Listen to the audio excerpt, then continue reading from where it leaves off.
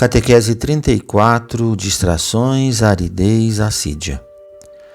Seguindo o exemplo do catecismo, nesta catequese referimos-nos à experiência vivida da oração, procurando mostrar algumas das suas dificuldades mais comuns que devem ser identificadas e superadas.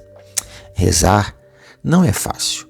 Há muitas dificuldades que surgem na oração. É preciso conhecê-las, identificá-las e superá-las. O primeiro problema que se apresenta para aqueles que rezam é a distração. Começas a rezar e depois a mente roda pelo mundo inteiro. O teu coração está ali, mas a mente está acolá. A distração da prece. A oração convive frequentemente com a distração. De fato, a mente humana tem dificuldade de se concentrar por muito tempo num único pensamento. Todos nós experimentamos este turbilhão contínuo de imagens e ilusões em movimento perpétuo, que nos acompanha até durante o sono. E todos sabemos que não é bom dar seguimento a esta inclinação fragmentada. A luta para alcançar e manter a concentração não se limita à oração. Se não se atinge um grau de concentração suficiente, não se pode estudar com proveito, nem se pode trabalhar bem. Os atletas sabem que as competições são ganhas não só pelo treino físico, mas também pela disciplina mental. Acima de tudo, pela capacidade de estarem concentrados e de manter alerta a atenção. As distrações não são culpadas, mas devem ser combatidas. No patrimônio da nossa fé há uma virtude que é frequentemente esquecida, mas que está muito presente no Evangelho, chama-se vigilância. E Jesus repete-o com frequência: vigiai, rezai. O catecismo a menciona explicitamente na sua instrução sobre a oração. Jesus chama frequentemente os discípulos ao dever de uma vida sóbria, guiada pelo pensamento de que mais cedo ou mais tarde ele voltará, como um noivo volta das bodas ou um senhor da viagem. No entanto, sem saber o dia nem a hora do seu regresso, todos os minutos da nossa vida são preciosos e não devem ser desperdiçados em distrações. No momento que não conhecemos, a voz de nosso Senhor ressoará. Nesse dia, bem-aventurados os servos que ele encontrará laboriosos, ainda concentrados no que realmente importa. Não se dispersaram perseguindo todas as atrações que lhes vinham à mente, mas procuraram empreender o caminho certo, praticando bem e desempenhando a própria tarefa. Esta é a distração que a imaginação roda. Santa Teresa definia essa imaginação que roda na oração a louca de casa. É como uma louca que te faz rodar. Devemos impedi-la e aprisioná-la com a atenção. O tempo da aridez merece um discurso diferente.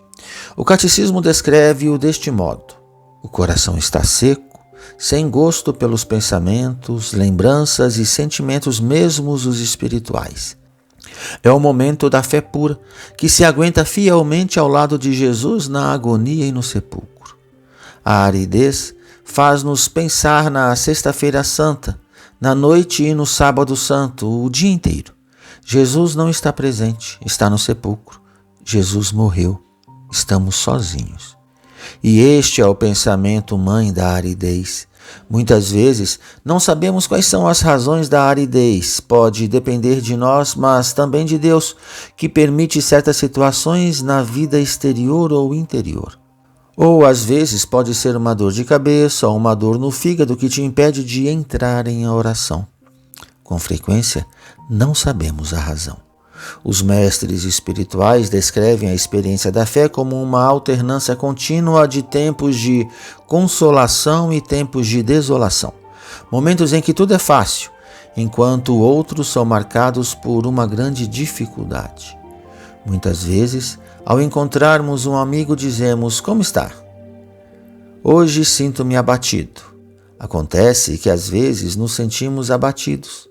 Isto é, não temos sentimentos, não temos consolação, Não aguentamos mais.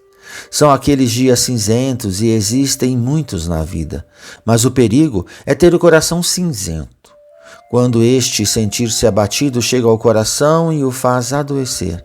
E há pessoas que vivem com o coração cinzento. Isto é terrível. Não se pode rezar, não se pode sentir consolação com o coração cinzento. Ou não se pode levar adiante uma aridez espiritual com o coração cinzento. O coração deve ser aberto e luminoso para que entre a luz do Senhor. E se não entrar, é preciso aguardá-la com esperança. Mas não devemos fechá-la no cinzento. Depois, algo diverso é a assédia. Outro defeito, outro vício, que é uma verdadeira tentação com a oração e mais geralmente contra a vida cristã. A assédia é uma forma de depressão devida ao relaxamento da ascese, à diminuição da vigilância, à negligência do coração. É um dos 7 pecados capitais, pois alimentado pela presunção pode levar à morte da alma. O que devemos fazer então nessa sucessão de entusiasmos e desânimos? Deve-se aprender a caminhar sempre. O verdadeiro progresso na vida espiritual não consiste em multiplicar os êxtases, mas em ser capaz de perseverar em tempos difíceis. Caminha, caminha, caminha. E se te sentires cansado, para um pouco e volta a caminhar, mas com perseverança. Recordemos a parábola de São Francisco sobre a alegria perfeita. Não é nas infinitas fortunas que caem do céu que se mede a capacidade de um frade, mas em caminhar com constância. Mesmo quando não se é reconhecido, mesmo quando se é maltratado ou quando tudo perdeu o sabor do princípio. Todos os santos passaram por este vale escuro, e não nos escandalizemos se, lendo seus diários, ouvirmos o relato de noites de oração sem vontade, vivida sem gosto. Temos de aprender a dizer: ainda que tu, meu Deus, pareças fazer tudo para que eu deixe de acreditar em ti, continuo a rezar em ti. Os crentes nunca apagam a oração. Por vezes pode assemelhar-se à oração de Jó, o qual não aceita que Deus o trate injustamente, protesta e chama-o em juízo. Mas muitas vezes, protestar diante de Deus é também um modo de rezar, ou como dizia aquela velhinha, zangar-se com Deus também é um modo de rezar. Pois, com frequência, o filho zanga-se com o pai, é um modo de se relacionar com o pai, pois reconhece-o como pai, zanga-se. E também nós, que somos muito menos santos e pacientes do que Jó, sabemos que no fim deste tempo de desolação em que elevamos ao céu gritos silenciosos e muitos porquês, Deus responder-nos-á. Não esqueçais a oração do porquê. É a oração que recitam as crianças quando começam a não entender as coisas e os psicólogos definam-na a idade dos porquês. Pois a criança pergunta ao pai: pai, por quê? Pai, por quê? Papai, por quê? Mas prestemos atenção. A criança não ouve a resposta do pai. O pai começa a responder e a criança apresenta outro porquê. Só quer chamar para si a atenção do pai, e quando nos zangamos um pouco com Deus e começamos a pronunciar os porquês, estamos a atrair o coração do nosso pai na direção da nossa miséria, da nossa dificuldade, da nossa vida. Mas sim, tende coragem de dizer a Deus: mas por quê? Pois às vezes zangar-se um pouco faz bem, faz-nos despertar desta relação de filho com o pai, de filha com o pai, que devemos manter com Deus. E até as nossas expressões mais duras e amargas, Ele as acolherá com amor de pai e as considerará como um ato de fé, como uma oração.